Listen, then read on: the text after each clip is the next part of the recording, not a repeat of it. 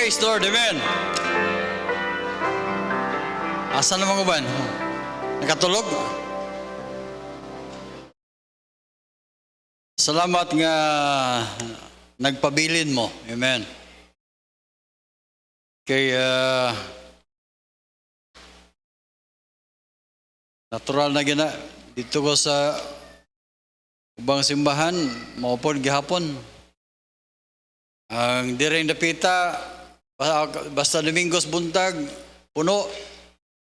Pero pag hapon na, katunga na lang. Katunga na nabilin. Sobra pa sa... Anyway.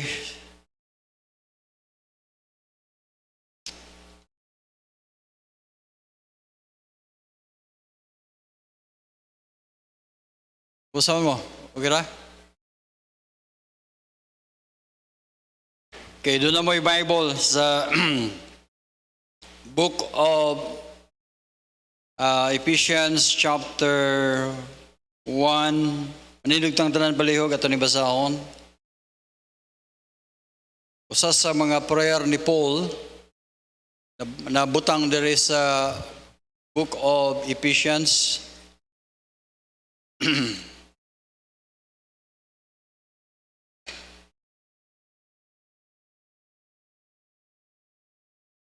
The prayer of Apostle Paul for the believers.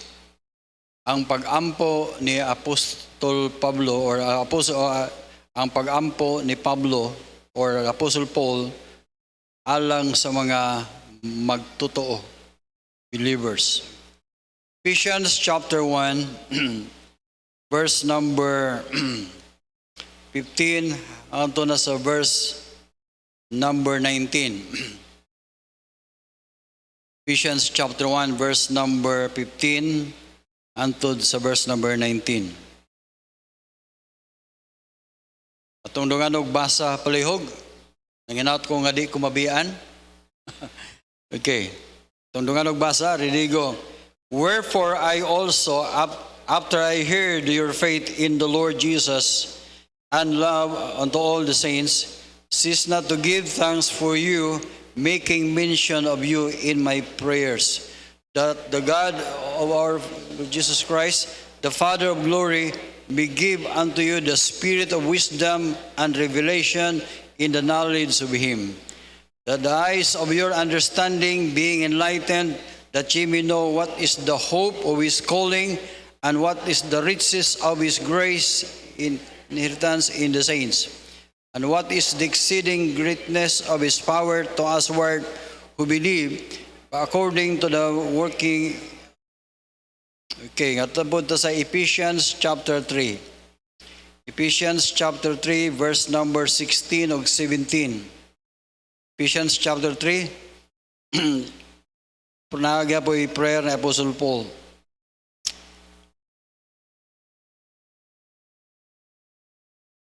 Verse number 14 magsugod hangtod sa verse number 17. 14 ta magsugod atong basahon dungan Ridigo.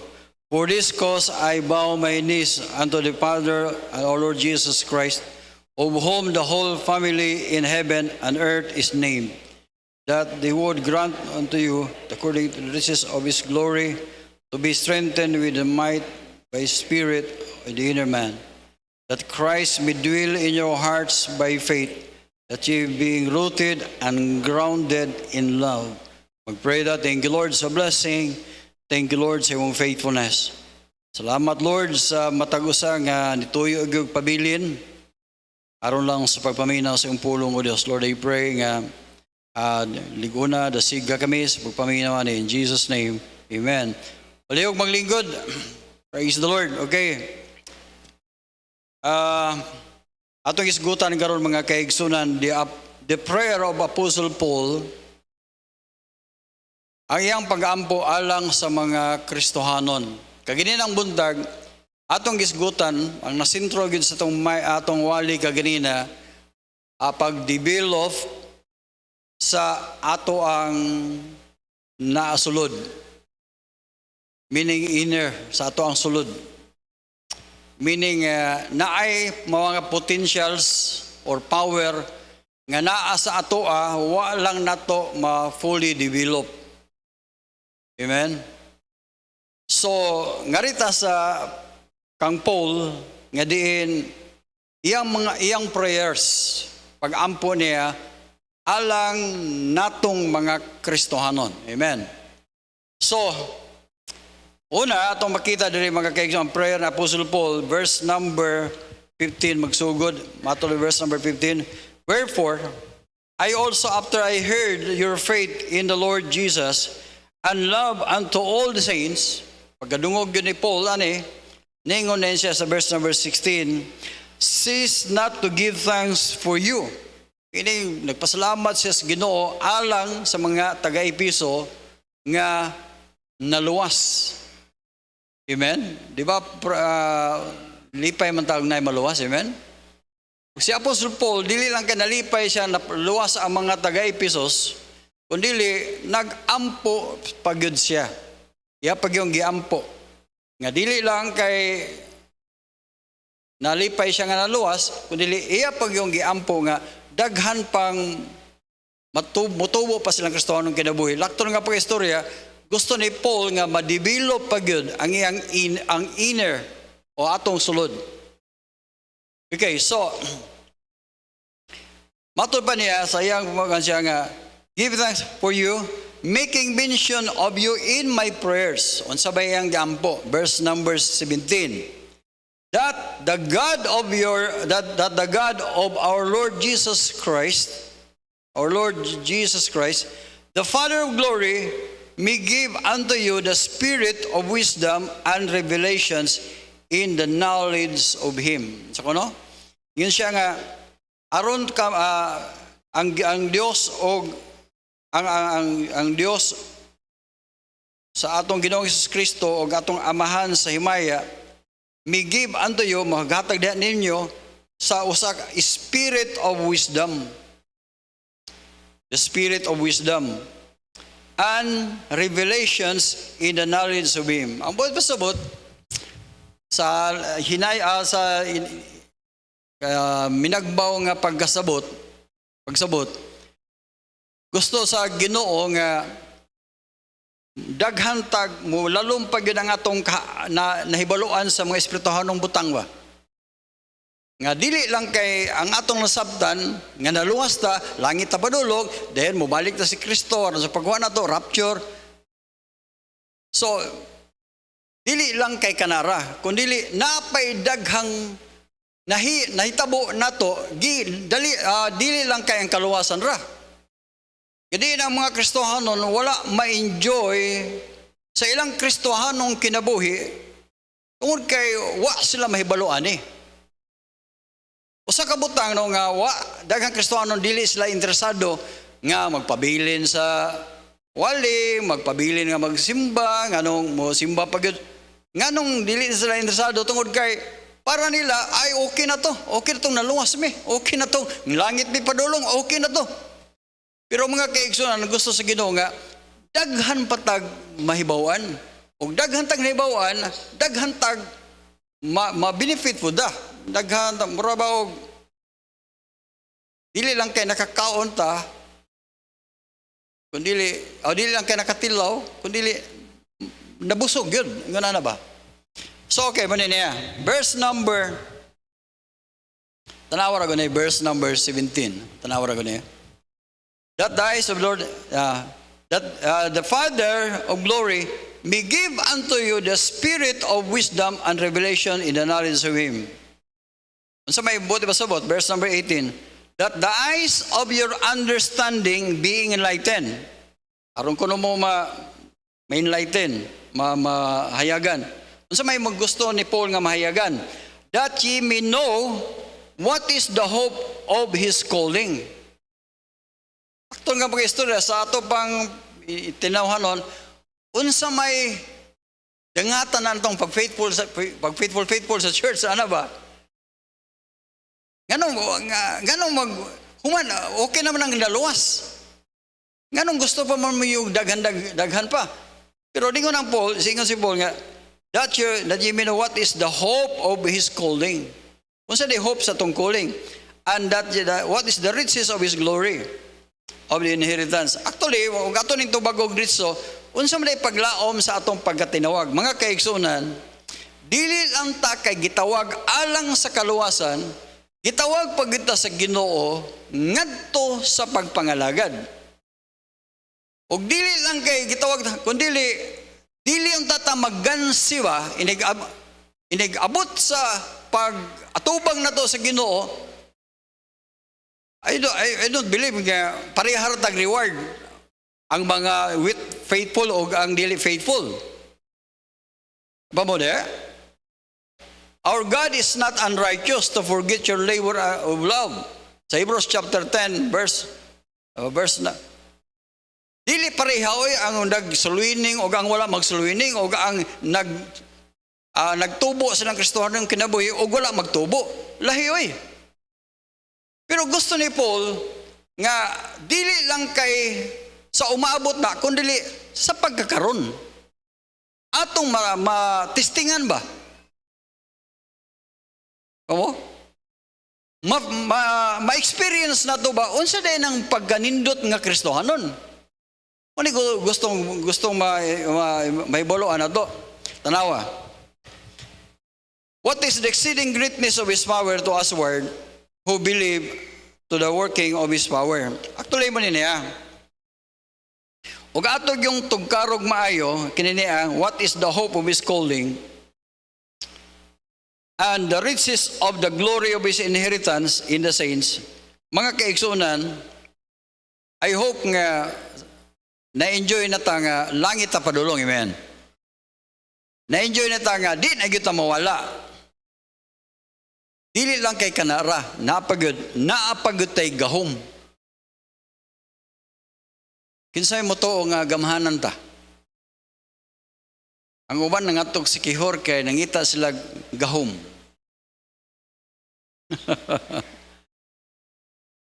Gahom nga mulupad nga dalara ang silhig. Ito, joke na siya. Pero maniniya, ang boy basabot, mga Kristohanon, naatay gahom. Mangutan na ko ninyo, unsa may pinakanindot nga gahom? Mangutan na ko ninyo.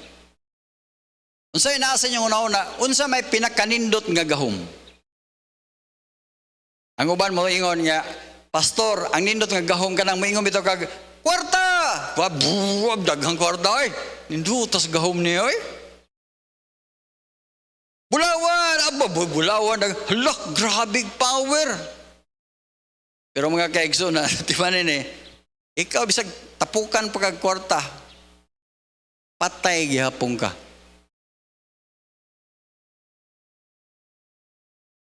Muna nga si Kristo mga kaigsunan, ang iyang pag-anis kalibutan, kahibalo siya unsay need sa tao, ang gikinahanglan sa tao, kinahanglan gyud siya, mabuhi siya pag-usab kay namatay man ta sa espirituhanon. So, iya tang iwan nga, naana akanang gahuma, naana sa tuwa. Loh, napa mo? Abi niyo kagahapon, nami gisulwining ko ang kabuok. Pila to sa kabuok? 1, 2, 3, 4, 5, 6, 7. 7, 8, 7. Amot lang, pinagi sa ilang profession, ilang giprofess nga, ilang na gidawat si Kristo ng ilang manuluwas. Ug ang Bible ba nagsulti, kinsa itong mudawat ni Kristo ng manuluwas, maluwas. Luwas gani, sa ito pa, buhi na siya. Patay siya sa espirituanon, pero nabuhi siya pagbalik. Ang pangutana, kinsa may nagbuhi? Ang Ginoo, silbig siya may nagluwas atong mga tawhana, amen? Pero ang pangutana, kinsa may gigamit sa Ginoo nga mabuhi to sila?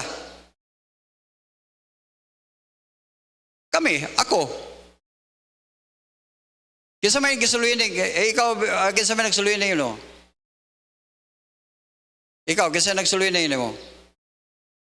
Buhi, patayon ta katungod sa sala, pero karon ganabuhi, kinsa yung nagsuluining mo? Si Liban? Ha? Si Cham? Tiyan mo na, ang gahom ni Chamcham, iyang gisulwining si but lang ba ko kila ito. Roslit, ang sana, bahala na siya da. Tungod sa gahom gigamit ni Chamcham, nga naan niya, iyang gisulwining, og siya naluwas. Pamina mo bang kakaigsoon, tinuod na siya gagahom? Yes, tinuod na gagahom. Ay, ikaw. Kinsa may nagsulwining na mo, ikaw? O, kana. Grabe ang gahom, gamahanan kay siya. Giluwas ng isa. Kana ba itang mangumidya bito ta? Uy, pila may giluwas ninyo? Pero ang Ginoo ba yung nagluwas? Amen? Pero kita mo igamit sa Ginoo. Kana nga gahom na dinhi sa tuwa. Huwag mo ning padayon nagbasa 19. Insya nga, exceeding greatness of His power to usward, who believe according to the working of His mighty power. So, kanang power, naana diri sa tuwa. Amen? Tanawa, kini nga power na ikono, mao po na iyang gigamit nga si Kristo nabanhaw, gikan sa patay. Nawa, verse number 20. Which He wrote in Christ, iyang gihimo nga to ni Kristo, when He raised Him from the dead. Si Kristo patay sa iyang lawas, pero gibuhi siya pag-usap, pinaagi ana nga power of God. Tando mo rin madali. Amen? Kaya nagdali rin ako. Wapo kayo pinido. And the heavenly power, above all principality and power and might and dominion and every name, that is the name of every name. Lakto nga pag istorya, tungod na sa gahom, nga naana na to. Sa diyang magsulwining gal, ako ning baligon, samara nga, imong luwas to siya. Kanang gahom na animo. Mo bitong ningon ang Ginoo, all powers given unto me, and ye shall receive power after the Holy Ghost is come upon you. Mga Kristohanon, kinahanglan kahibalutan na nga natay power. Ang pinakadindot nga power, tao nga patay, nabuhi na to. Dili mas labaw pa ni sa gitawag og lawas nun nga gahom nga maka buhi og patay palikitan karon kun ikaw kini si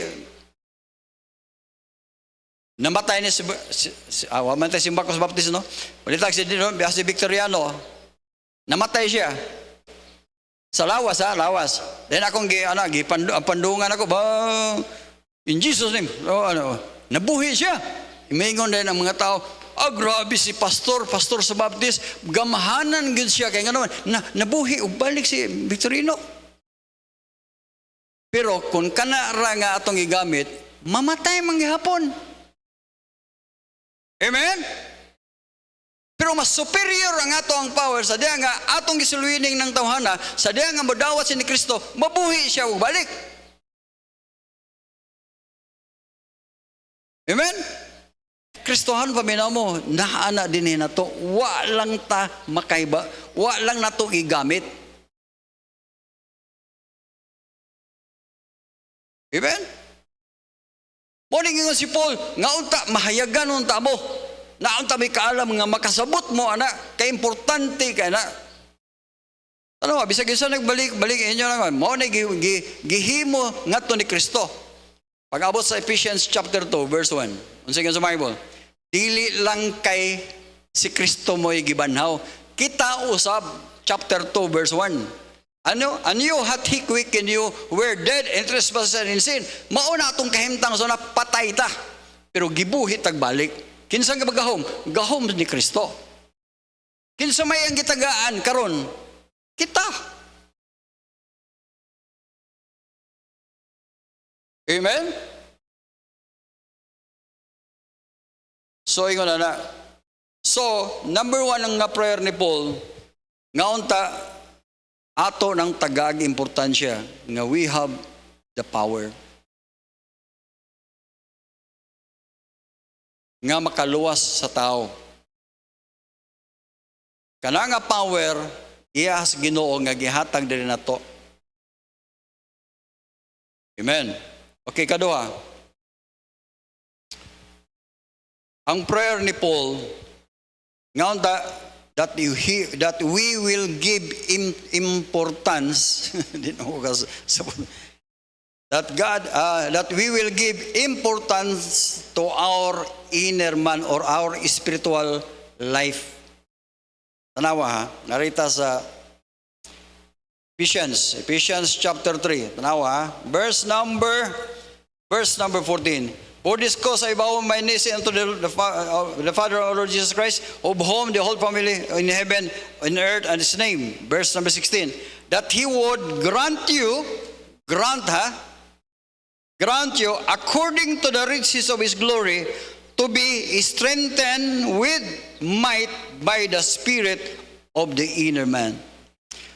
Ang prayer ni Paul, nga kitang mga Kristohanon, mahimo tatang strong inwardly. We are strong inside. Inner man, meaning ang atong pagkatao, mahimong tanang strong. Pamina mo, dili intaw na automatic nga, mga kaigsoon na din ato, kinalan ato na siyang i-develop ang atong inner man. Mabitaw na natin, be strong. Grow in grace.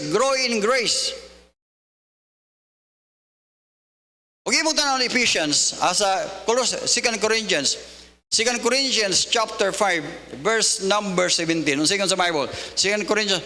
Therefore, if any man be in Christ, unsa gano? Basta naa na kay Kristo, he is a new creature. Amina mo, gibag-o ta. Dili lang kay giluwas sa Ginoo, kundi gitagatag bag-o nga kinabuhi, bag-o nga tao. Ang daan natong pagkatao ni labay na. Natay bag-ong pagkatao. We are new creation. Ninduta no? Bag-o tao eh. Bag-o na ta. Ang daan di makasulod sa langit, ang bag-o ra mo ay makasud. So kini nga bag-o mga kaigsunan, naa na diri sa ato ah. Pero moingon ta nga luwas mga ta, pero nganong I am still weak, I am defeated in my Christian life, nganong ingon ani man ako kinabuhi. Mga kaigsunan, God wants us to be strong. Tagaan niya itong importansya. Ang buti pa subot, inner man, that is the spirit of man, the spirit of new man. So, pamina mo,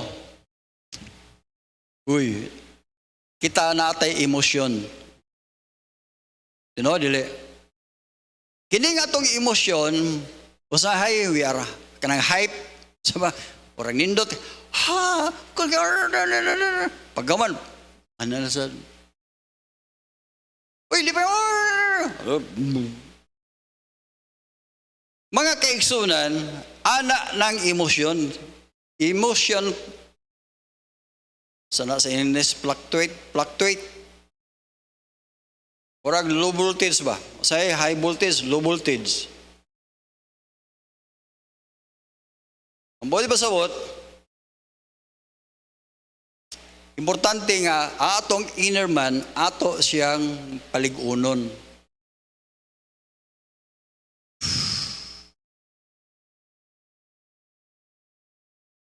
God wants us to develop our spirit. Amina mo, ang atong espirituhanong kinabuhi, we are daghang Christian karon, they are not fully developed. Christian lang siya, pero dili pa gyud siya develop. Murag bata ba? Bata. Gamay lang, mama.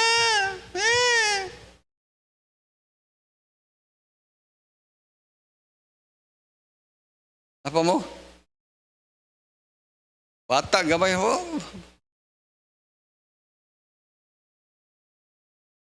Hila. Okay. Naigingon. Our mind is educated. Paminaw ha? Our mind kuno is educated. our body is pampered with comfort or comfort zone. Ambot masabot, ang atong mind gusto tag kanang daghantang nibaluan, daghantang ingon hibaw-an ingon na. Dayon ang atong body, we want to be comforted. Di ba? Pero kung magisgot ang spirit, our spirit is starving.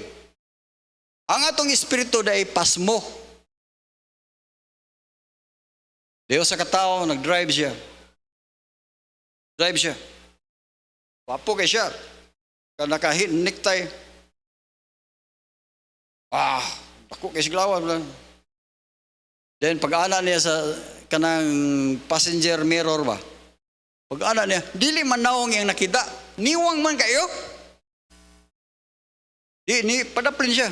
Siya, kinsa man ka? Siya, ako ang imong espiritu. Nganong niwang man ka? Wa man ko nimo gipakaon. Wa mo ko gipakaon nimo. Niwang kay kustanan. Ang buot pasabot, ang atong espiritualon nga kinabuhi, purting niwanga. Unang gamay lang dasmag sa pagsulay, bang wala ti kalbong. Gamay lang problema, bang at ti kangkang. Gamay lang kayo, lood, manglood dayon, lood, kanang lood.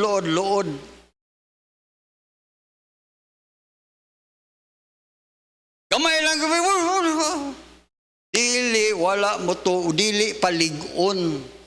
Gusto sa Ginoo nga ang atong kinabuhi must be strong. The spirit is weak. They have no power. Panahon sa crisis will panic.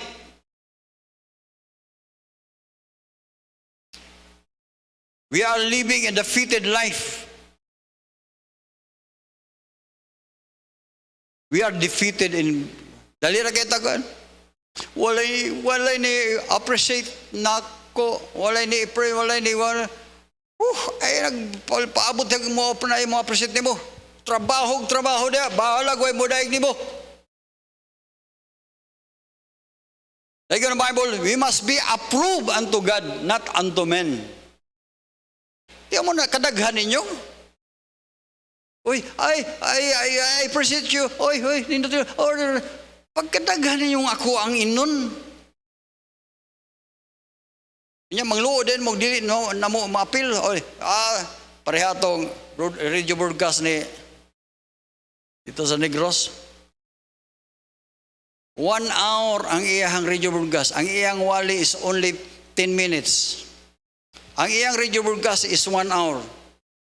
Abin mo unsay ang akong gipangabay si kuan nga na si kuan salamat gid sa kuan sa nasa kuan sa thank you gid sa mga mga kilonggo man nahurot ang iyang oras pulos lang pagpasalamat mention nahurot lang 10 minutos ra ang iyang wali. Kung mo nang istorya hadre ang atong walay mga kaigsunan tag 10 minutos ra. Okay, si ila salamat pakpakan na to. Oy si kon, oy pakula salamat sa budbud. Oy, salamat sa batong. Oy, salamat sa kinagon kalulubi. Oy, salamat sa kon. Oy, salamat sa sinugba. Salamat sa mangga. Oy, kadaghan ako. Di mahurot.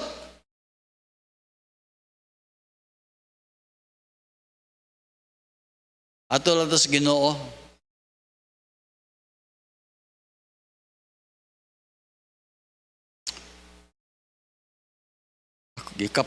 Ako may gikapoy sa akong wali. Mukalamalan lang, gikapoy. Verse number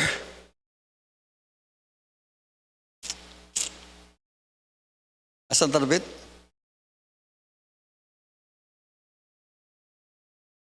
Sometimes our life, we live in a defeated life. We are not strong. Our inner man is weak.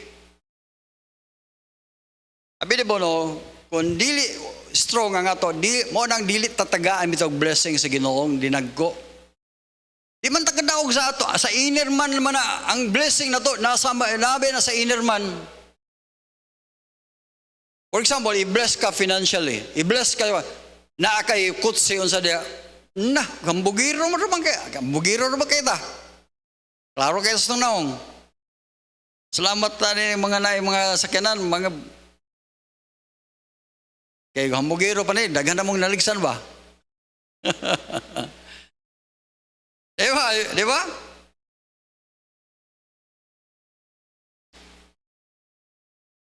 Verse number, unsa may how to strengthen our inner man. Unsa man to bag-strengthen. Atong tanong Ephesians chapter 3, verse number 17. That Christ may dwell in your heart by faith, that ye may be rooted and grounded in love. So, aron di ay ta mga kaigsunan mahimutang strong, we need to have the Word of God. We must be rooted in the Word of God. Mao bitaw na nga pagkanon gyud nato ang atong kinabuhi sa Word of God.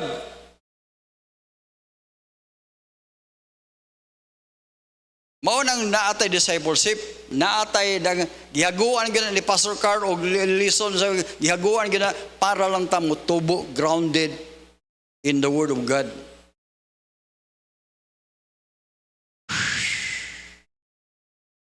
Gusto sa Ginoo mga kaigsunan, our inner man must be strong.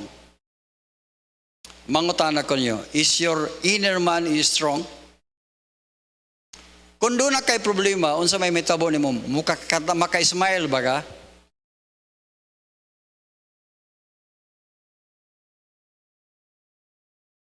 Unsa may imong reaction? Unsa may imong buhaton? Dali ra ka basang masuko, dali ra ba kang maglagot, dali ra ba kang og naa kay kon dali ra pug kang malipay, dali ra pug di ka ka-control sa imong kalipay.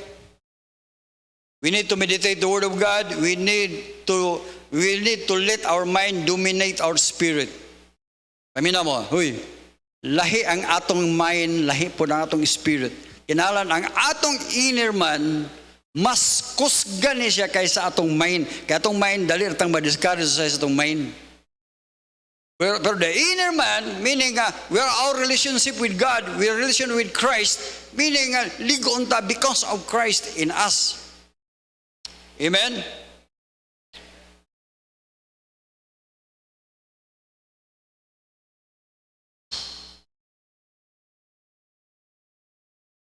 Okay, last. Verse number 17. Being rooted and grounded in love. Okay, number 3. God wants us to be rooted and grounded in love. Kaganina, grounded or rooted in the Word. Karon, grounded in love.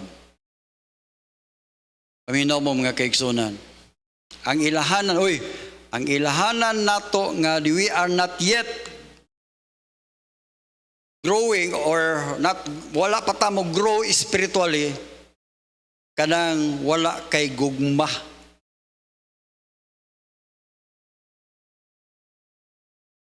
I-cultivate yun na, pamina mo. Galatians chapter 6. Galatians chapter 5, balik-balik ko nila ko. Galatians chapter 5. Verse number 22. Tanawa, but the fruit of the Spirit, unsa gali? The fruit of the Spirit is love.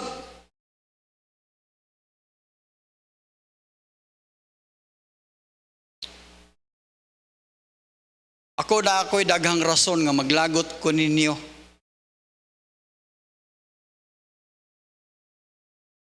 Daghang kag rason nga nung maglagot ka sa pastor. Daghang rason nga maglagot ka sa imong papa, imong mama. Daghang kag ikarason nga nung naglagot ka sa imong silingan. Naa kay ikarason. Pero mga kaigsunan, ang tinuod nga gugma, tabunan na niya ang imong mga rason. The spirit, love, the fruit of the Spirit, tama na, dili gyud na mo bunga basta dili nimo i-cultivate. The fruit of the Spirit is love. Mo nang wa tay bunga sa atong relasyon sa Ginoo, walay bunga ang atong espirituhanong kinabuhi. Wala tay gugma, walay bunga. Isod kayo. Muna, kung wala kay gugma mga kaigsunan, ang imong power, walay pulos. Ang imong kinagitawag strength, or kanang imong kusog, mahimong walay pulos. Kung wala kay gugma. Importante kayo ang gugma mga kaigsunan. Mo nang lingon na yan siya, verse number, that Christ may dwell in your hearts by faith, that ye be rooted, grounded in love. Ephesians, 1 Corinthians chapter 13, Ephesians chapter 13, verse number 2. Ephesians chapter 13, verse number 3. 1 Corinthians chapter 13, verse number 2. Though I have the gift of prophecy and understand all mysteries and all knowledge, and though I have all the faith so that I could move mountains, and I have not charity, I am nothing. Mo na important, pamina mo, usa sa babag sa panalangin sa Ginoo nga rin nato, kay wa tay gugma. Amen. Atong prayer sa Ginoo, Lord, pwede ba nga tagaan ko nimong gugma? Number 1, gugma diha nimo Ginoo. Ikaduha, na ako'y gugma ngadtos kalag sa tao. Katulo, na ako'y gugma ngadtos mga igsuon nato. Gugma gyud. Amen. This church nahimo ning ingon ani tungod kay gibugkos ta sa gugma. Kay dili tatanan parehag batasan, dili daghan tag mga weaknesses, pero nganong magkausa ta tungod na sa gugma nga naa dinhi nato. Amen. Manindog tang tanan palihog.